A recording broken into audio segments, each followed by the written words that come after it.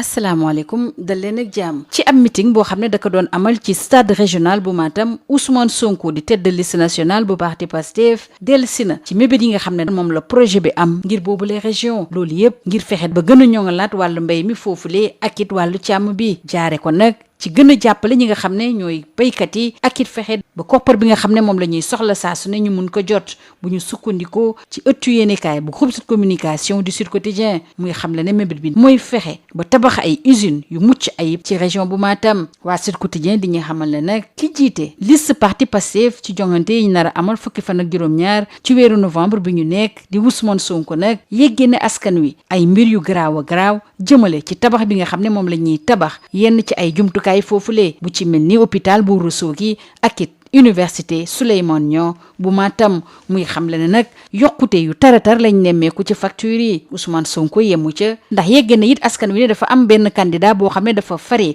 ci kujje gi day doxantu ci région bi jël xaalis yu bëree bëri yëpp ko ci ab fourgonnette ci loolu la sax la ñuy des ndax waa l'info bi mbir mi soxal it mi ngi xamal ne xamle ne kii di Farba Ngom moom bu yebu rek mu xam ne bii mooy élection bu mujj boo xam ne dana ci bokk ba nekk ci candidat te it mooy élection bu mujj boo xam ne dana jël xaalis yëpp ko ci otoom di ko séddale askan wi ngir ñu votel leen Ousmane Sonko di xamal waa l'info nii askanu Agnam fi mu toll nii dañoo taxaw temm ngir xamle ne la woon ni na yor bi ne Ousmane Sonko di xamle ne carrière politique bu responsable alliance pour la république bile dina jeex tàq fileeg ay bés askan wu takkoo takku bi nga xam ne ñoo génnoon foofule ci Agnam tax ba yor bi ne mun nañu ne Fuuta fi mu toll nii waa Pastef ñoo fa teg tànk lu ko dalee Ourossogui jaar ci Agnam Oréfondé Aéré Lao Ndioum ak Podor ñoo xamle ne dañoo ànd ak bu baax a baax projet bi di Sénégal 2050 ñu des foofule ci Fuuta ndax waa laas ñuy xamal ne cortège Ousmane Sonko nag dañoo dal ci kawam ci loolu la sax ëttu yéenekaay yi ñu xëyee ndool di ñu xamal ne démb ci conseil des ministres président Bassirou Diomaye Faye dellu si waat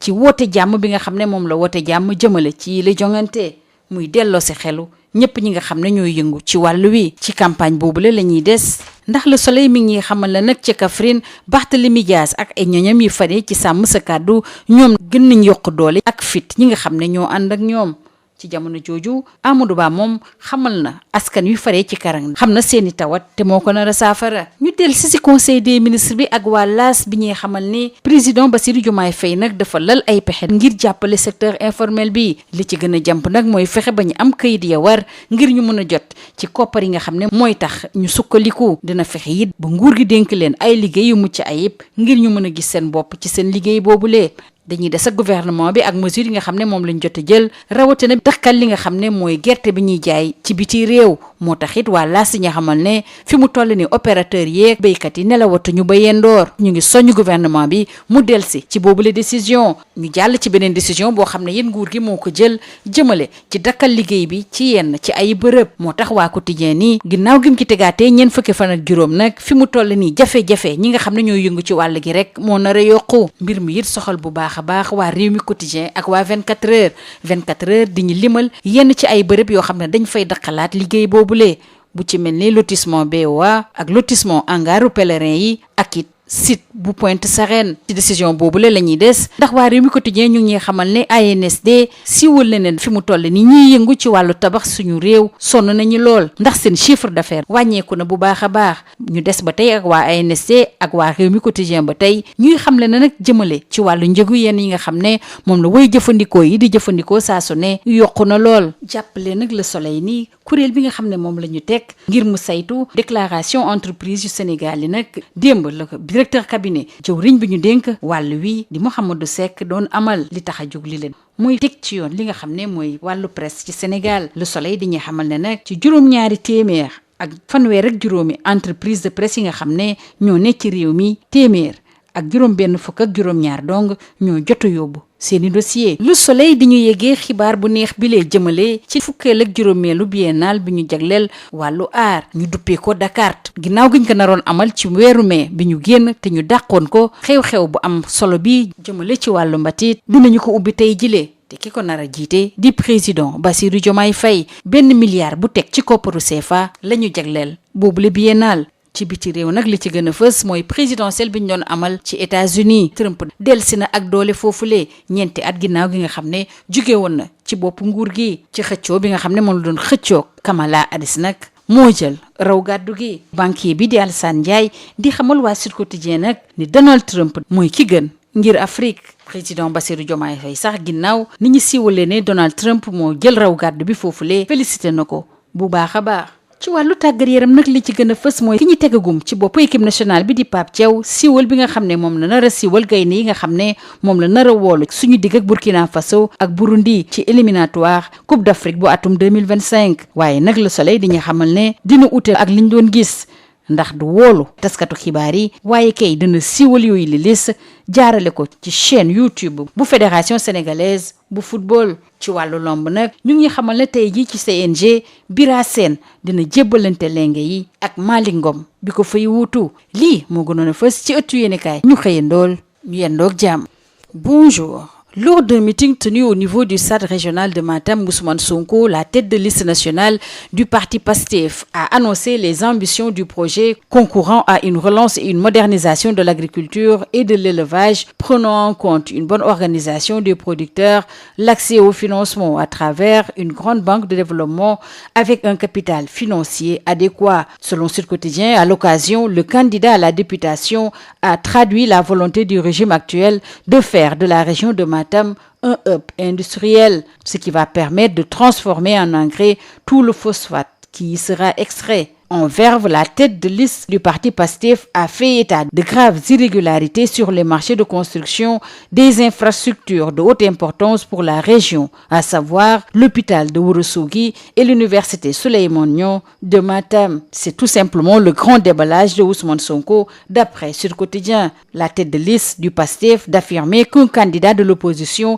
circule dans la région avec une fourgonnette pleine d'argent. Ousmane Sonko garantit que c'est la dernière élection à laquelle Farba Ngom prend part en tant que candidat et a fortiori en tant que distributeur automatique d'argent. Selon lui, les populations sont résolument inscrites dans la dynamique du changement irrévocable, irréversible et définitif. Restons avec la tête de liste de PASTEF avec Yor Yorbi, qui renseigne que le Fouta bascule dans l'escarcelle du PASTEF. Ourossogui, Agnam, Horefondé, Aéré Lao, Ndioum et Podor disent oui au projet Sénégal 2050. Après avoir rendu un vibrant hommage à ses militants et sympathisants dans cette localité, le chef de file des Patriotes a annoncé la fin de la carrière politique du responsable de l'Alliance pour la République dans les prochains jours. Hélas de signaler que le cortège de Ousmane Sonko a été visé par une attaque au Fouta. Justement, le président de la République, Bassirou Diomaye Faye, a réitéré son appel au calme en invitant les acteurs politiques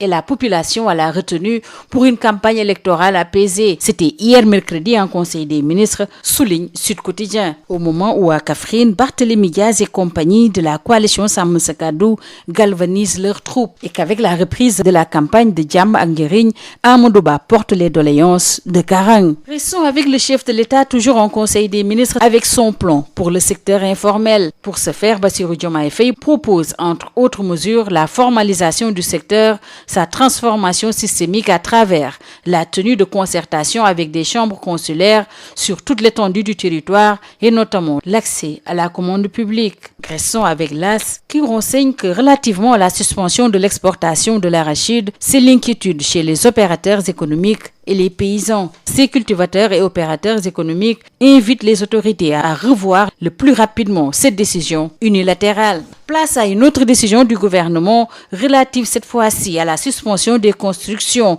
L'État prolonge la peine d'après Le Quotidien. La mesure est en vigueur pour 45 jours encore. Les maçons, ouvriers et manœuvres qui espéraient voir la levée de la suspension sur les opérations foncières vont d'après Le Quotidien prendre leur mal en patience. Le sujet intéresse également Rewmi Quotidien qui affiche à sa une que la mesure d'interdiction des opérations foncières dans certaines zones du pays est prorogée de 45 jours. Et parmi ces zones concernées par cette prorogation, 24 heures de citer le lotissement BDA, le hangar des pèlerins, l'aéroport de Dakar et le site de Pointe-Sarène pour la zone hors SAPCO. Après la prorogation de 45 jours de cette mesure, Rewmi Quotidien d'indiquer que parallèlement, l'ANSD note un secteur de la construction en souffrance avec une baisse de 5,2% de son chiffre d'affaires au deuxième trimestre 2024. Restons avec Rewmi Quotidien avec l'ANSD, cette fois-ci relativement à l'augmentation des prix à la consommation. L'Agence nationale de la statistique et de la démographie confirme la tendance. Ouverture aujourd'hui de la 15e biennale de l'art africain contemporain. Dakar, enfin, d'après Le Soleil, initialement prévu au mois de mai dernier, cet événement culturel mondial majeur s'ouvre sous la présidence effective du chef de l'État, Bassirou Diomaye Faye. Et le confrère de rappeler qu'un budget de 1,8 milliard de francs CFA a été dégagé au moment où le directeur de cabinet du ministère de la Communication, des Télécommunications et du Numérique, Mohamedou Seck, a procédé hier au nom du ministre à l'installation de la commission de suivi et évaluation des dossiers enregistrés sur la plateforme dénommée Déclaration Média Sénégal. Selon le confrère, cette initiative vise à restructurer et à assainir le secteur de la presse avec 167 entreprises de presse sur les 535 qui se sont déjà enregistrées. Sur l'international, place à la présidentielle américaine avec